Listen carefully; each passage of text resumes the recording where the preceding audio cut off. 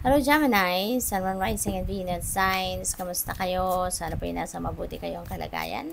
Welcome back po sa Star Tarot. Kung bago po kayo dito, welcome din po kayo. And I would like to remind you po, no, to please subscribe, like, share, and comment po if naka-resonate kayo. Thank you. And also maraming salamat po, no, sa mga nakapag-subscribe na thank you for your support. At saka sa mga hindi nag-skip ng ads po, maraming salamat sa inyong lahat. At sa mga nagdo-donate po sa aking channel, yung mga nagsisend ng super thanks. Nako, maraming salamat po for your support.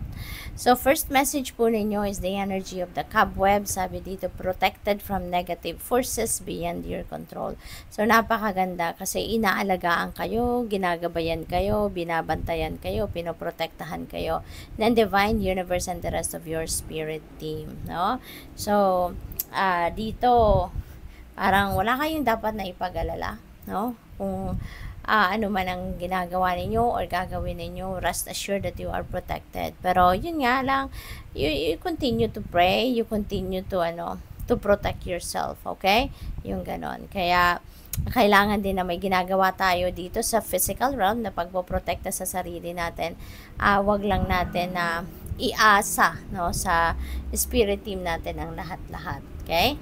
So, your next message is the mountain road. You are on the road to success. Kaya napakaganda.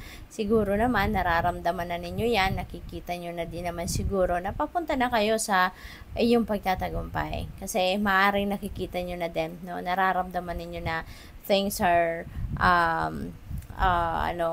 working smoothly.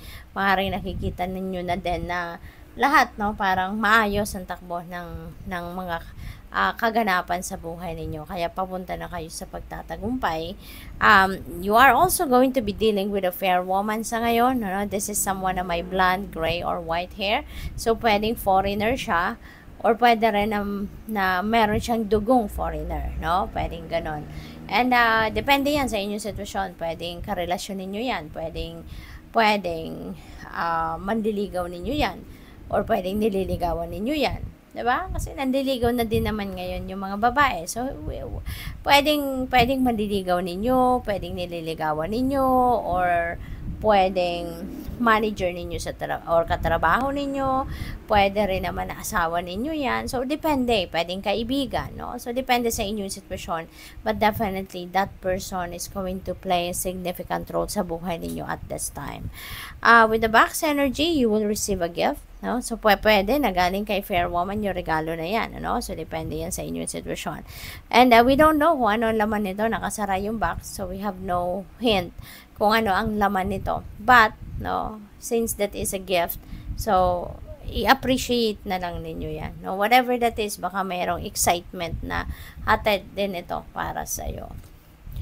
We have heart, love, deep affection, and caring. Ayan. So, pag-ibig, pagmamahal, pagkikare sa sarili ninyo, or pagkikare sa ibang tao, or pwedeng yung magbibigay din sa inyo nito, magpaparamdam nito sa inyo is ibang tao naman.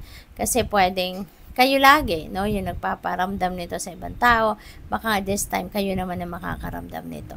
Okay? So, what else? We have our good advice from a wise person. Ayan. So, pwedeng solicited advice ito. Pwede rin naman na unsolicited. Depende sa inyong sitwasyon. But someone, no? A wise person, a person of wisdom, pwedeng emotionally matured person na to. Pwedeng matured by age na yung taong ito. So, depende yan sa inyong sitwasyon. But, you will be able to receive or you're going to receive some kind of good advice, from this person. So, depende yan, no? Sa mga sitwasyon ninyo kung anong klaseng advice ang ibibigay nito sa'yo. We have gavel, involvement with the law. Gemini, pwedeng ang iba sa inyo nagtatrabaho siguro kayo sa korte, pwedeng nagtatrabaho kayo sa pulisya, mga ganon, or baka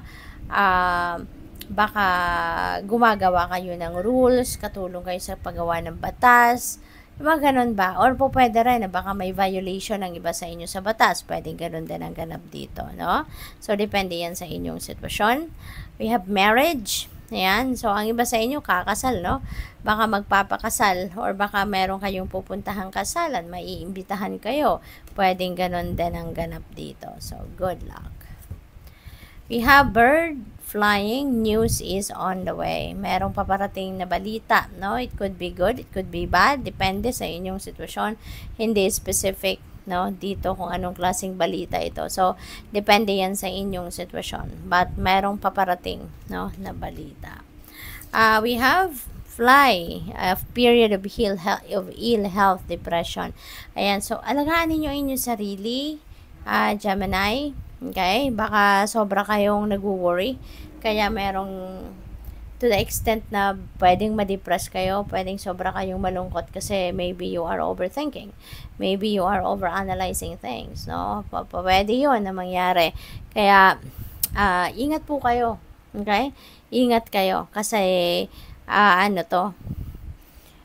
hindi ito makakatulong na maging maganda ang inyong sitwasyon if you are going to feel depressed, if you're going to feel down, no, yung mga ganon. Kaya kailangan na alagaan ninyo ang inyong sarili.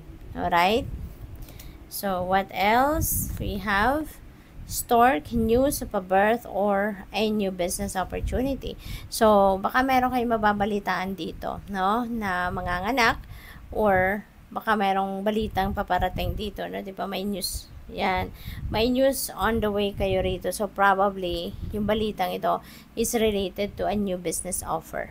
No? Baka merong business venture na i-offer sa'yo kung sino man or business partnership. Baka merong mag-aaya sa'yo, no, na magnegosyo kayo.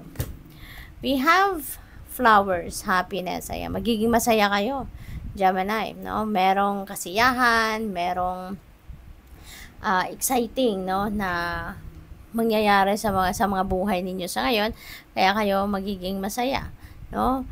Pwedeng magpapakasal talaga ang iba, kaya kayo matutuwa na, hindi ba? Pwedeng ganun, depende sa inyong sitwasyon. We have wall, misunderstanding. Ayan, so merong misunderstanding marriage. So, baka person ninyo. No? Baka meron kayong misunderstanding ng inyong person, ng inyong asawa. Pwedeng ganon. No? So, wala namang problema na hindi nalalagpasan, diba? Wala namang problema or unos sa buhay na hindi tumitila, na hindi nahihinto. Kaya kung ano man ang misunderstanding na yan, for sure mapag-uusapan din ninyo yan. Good luck sa'yo. Thank you for watching. Love and light. Namaste.